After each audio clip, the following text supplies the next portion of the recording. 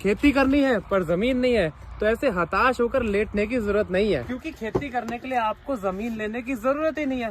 बात जरा ध्यान से सुनिएगा। भारत में जिनके पास भी जमीनें हैं वो खेती दरअसल मजबूरी में कर रहे हैं। जमींदार ना तो अपने बच्चों को खेती में डालना चाहते हैं और ना ही आजकल की जनरेशन इतनी मेहनत कर सकती। आंकड़ों के हिसाब से हिंदुस्तान में 45% से ज्यादा किसान लैंडलेस लेबरर्स हैं, यानी कि वो जमीन किराए पे लेके खेती कर रहे हैं। उदाहरण के तौर पे मैं आपको अपनी जमीनों का रेट बताता हूँ। यहाँ पे 1 एकड़ का रेट 3 करोड़ से ऊपर है खरीदने का। और कमाल की बात यह है कि वही 3 करोड़ की जमीन अगर आप किराए पे लेते हैं तो आपको 20 से 25 हजार रुपए में वो मिल जाएगी, वो भी पूरे साल के लिए। तो आप देखेंगे कि जितने में आप 1 एकड़ जमीन खरीदेंगे उतने में ही आप 100 एकड़ से ज्यादा जमीन किराए पे लेके खेती कर सकते हैं और एक अच्छी खासी टैक्स फ्री इनकम जनरेट कर सकते हैं।